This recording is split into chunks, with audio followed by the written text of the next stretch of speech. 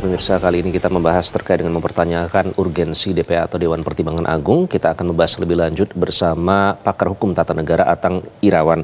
Mas Atang, selamat pagi. Selamat pagi, Mas Iqbal. Semoga selalu sehat, Mas Atang. Terima kasih sudah bergabung dengan editorial. Mas Atang, kalau kita melihat ini tadi ada pernyataan sebenarnya dari salah satu anggota DPR, Edi Suparno, yang menyatakan ini tuh bukan mau merubah menjadi Dewan Pertimbangan Agung, tapi hanya memperkuat One Team Press. Pertanyaan saya sebelum kita membahas lebih lanjut DPA ya, One Team Press itu kalau menurut Anda secara ketatanegaraan sudah bisa dirasakan belum manfaatnya oleh pemerintah? Bagi publik itu apa sih?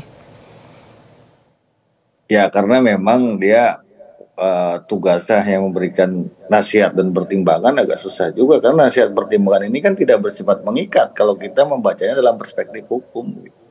Apalagi status kedudukannya kan diangkat dan diberhentikan oleh presiden.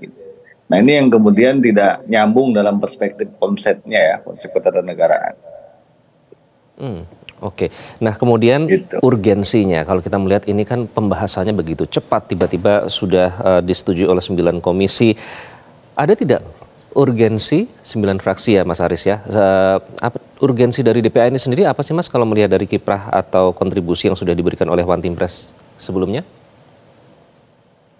Ya, sebetulnya kita harus melihat juga dalam perspektif historis ketika Orde Baru lah yang pertama ya, yang kemudian mengakibatkan dalam proses amandemen keempat dari mulai tanggal 1 sampai 11 Agustus tuh sidang tahunan MPR 2002 kan telah menghapus sebetulnya Dewan Pertimbangan Agung ya.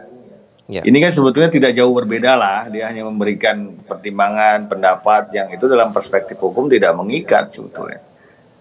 Gitu. Jadi memang produknya sama sekali tidak terlihat, kecuali berbeda dulu misalnya ketika zaman demokrasi terpimpin tuh. Demokrasi terpimpin tuh agak menarik tuh.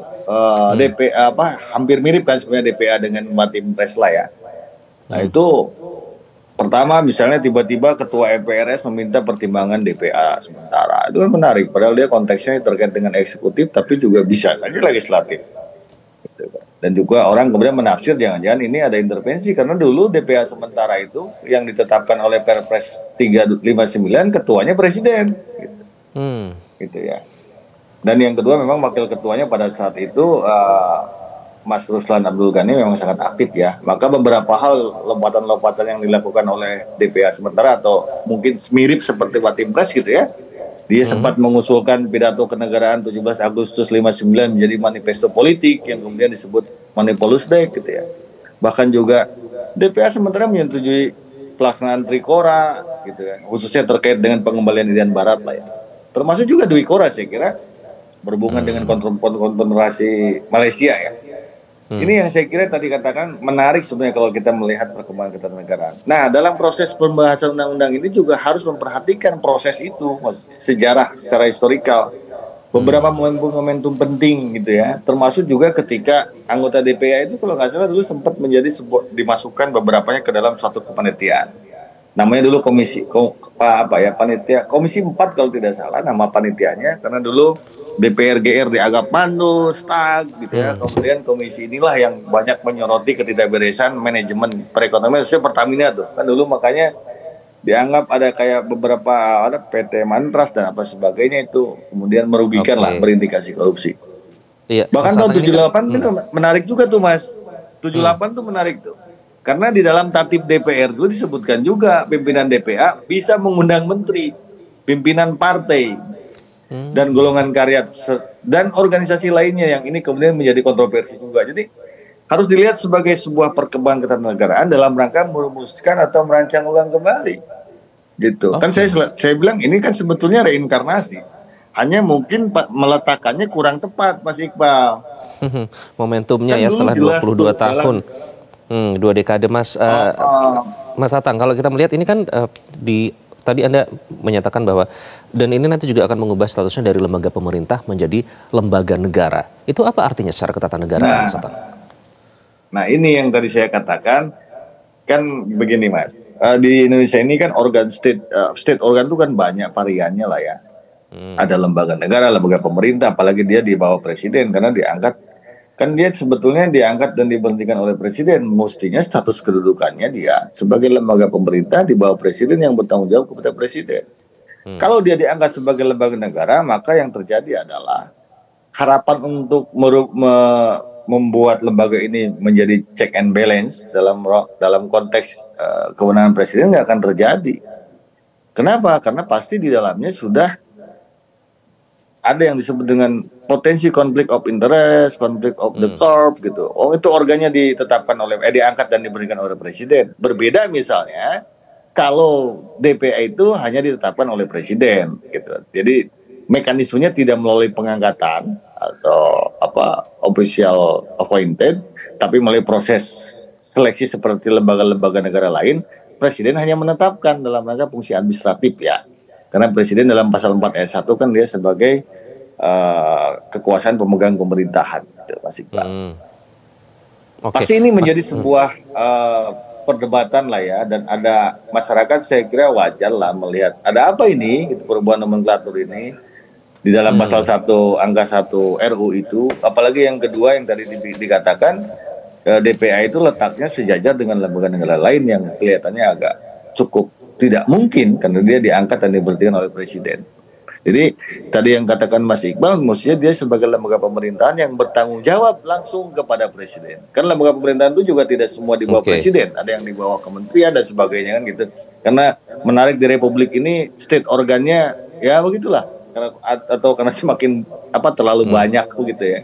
Seharusnya menjadi lembaga pemerintah yang bertanggung jawab kepada presiden. Oh ya, silakan dilanjutkan Mas. Selanjutnya juga yang menarik ini di dalam RUU itu dalam pasal 7 dia disebutkan DPA itu ditetapkan sesuai dengan kebutuhan presiden, sehingga nggak ada pembatasan. Dulu 8 misalnya Watimpres, sekarang ya mohon maaf mungkin masyarakat melihat atau ini jangan-jangan jadi suka-suka nih, suka-suka aja, sehingga tidak ada instrumen untuk menetapkan berapa jumlahnya. Padahal sebenarnya presiden kan dalam rangka melaksanakan pemerintahan tidak berdiri sendiri. Ketika dia Mas Atang, ini artinya semakin menjauhkan justru dari fungsi checks and balance yang diharapkan tadi. Karena kan kalau melihat sejarahnya tadi, ini merupakan adaptasi dari sistem Belanda, penasihat pemerintah Belanda saat itu namanya Raad van State ya. Betul. Justru semakin menjauhkan dari checks and balance itu tadi. Ya, karena memang status kedudukannya dia, kalau kita melihat dia diangkat diberhentikan kan harusnya dia di bawah presiden sebagai ya lembaga pemerintahan lah. Agak sulit, apalagi dia tidak punya kewenangan, hanya diberikan tugas, memberikan pertimbangan ya, dan nasihat yang tidak bersifat mengikat secara hukum gitu ya. Nah, kemudian tadi yang saya katakan tuh, gimana Mas Iqbal? Saya ingin meminta tanggapan Anda. Saya mengutip hasil wawancara dengan sebuah media nasional, Mas Atang. Dinyatakan politikus Partai Gerindra Marwar Sirait yang berharap Joko Widodo nantinya menjadi anggota DPA. Ia mengatakan karena Jokowi memiliki pengalaman sebagai negarawan dari wali kota, gubernur hingga presiden. Jadi bagaimana Anda menanggapi respon itu, Mas Atang? Bisa-bisa saja. Yang pertama tadi saya katakan di dalam pasal 7 kan dibuka ruang bahwa anggotanya ditetapkan sesuai dengan kebutuhan presiden. Yang kedua, dengan pasal 8 syarat tentang keahlian tertentu di bidang pemerintahan negara juga dihapus, ya kan? Kemudian yang ketiga yang menarik saya kira dalam pasal 12 larangan rangkap jabatan juga dihapus. Jadi kan kalau kita lihat di dalam undang-undang Watimpres gitu ya, itu kan ada syarat larangan rangkap jabatan. Pejabat negara nggak boleh, pejabat struktural nggak boleh, pejabat lain nggak boleh, pimpinan parpol, pimpinan organisasi kemasyarakatan, lembaga swadaya masyarakat juga nggak boleh, yayasan nggak boleh. Nah sekarang kan dibuka lebar, jadi mungkin saja asumsi masyarakat atau asumsi tokoh bangsa ini bahwa ada potensi ini misalnya presiden sekarang dimasukkan menjadi anggota Dewan atau pimpinan atau ketua bahkan Dewan Pertimbangan Agung yang dipaksakan kemudian kedudukannya sederajat, yang agak unik juga menurut saya dalam perspektif ketatanegaraan. Kan tadi saya katakan kalau dia sederajat mestinya nggak diangkat dan diberhentikan oleh presiden. Presiden hanya menetapkan saja fungsi administratif saja karena dia kedudukannya dalam pasal 4 ayat 1 sebagai lembaga pemegang kekuasaan pemerintahan kan. Oke, baik Mas Atang, terakhir ini kan kenapa menjadi kekhawatiran publik karena ada fasilitas dan gaji negara yang digunakan di situ. Termasuk apabila nanti statusnya ditingkatkan, tentu itu juga akan naik ya. Nah, juga ada yang mengkritisi bahwa mereka tidak akan menghasilkan produk yang bermanfaat bagi publik karena sudah ada tenaga ahli kantor staf presiden misalnya dan juga para menteri-menteri kabinet. Jadi apa yang harus ditunjukkan jika seandainya nanti lolos, manfaat seperti apa yang bisa didapatkan secara ketatanegaraan, Mas Atang? Atau memang sebenarnya tidak ada yang bisa dipetik jika melihat pasal-pasal yang ada di situ yang akan dirubah? Ya, kalau kita melihat pasal 16 kan sebenarnya tidak ada yang bisa diharapkan. Tadi saya katakan, dia kan hanya punya lembaga yang diberikan tugas. Kenapa? Karena memang di dalam pasal 16 kan dulu namanya Dewan Pertimbangan kan juga bukan nomenklatur, bukan huruf besar. Sehingga memang dia hanya diberikan tugas saja. Nasihat itu ya iya kalau diterima, kalau enggak kan pertimbangan juga sama tidak bersifat mengikat. Ya, mungkin publik melihat sekapasitas organ negara misalnya yang kedudukannya sederajat kan gitu ya dengan lembaga negara lain, tapi tidak punya kewenangan yang bisa berakibat kepada check and balancing system terhadap pemerintahan kan hal yang mubazir. Sama saya kira ketika dulu ini menjadi koreksi di amandemen, Mas Iqbal. Dewan Pertimbangan Agung sebagai lembaga tinggi tapi dia hanya diberikan tugas, ya nggak akan efektif. Saran, kemudian pertimbangan, bahkan dulu zaman Orde Baru itu anggotanya kan isinya pensiunan semua tuh yang dekat dengan presiden. Maka dulu sempat jadi bahan goyonan kan, bukan Dewan Pertimbangan Agung, itu Dewan Pensiunan Agung gitu kan. Ya, ini mungkin dia tadi saya katakan ini sebuah reinkarnasi yang nggak mungkin jauh berbeda lah, sama lah.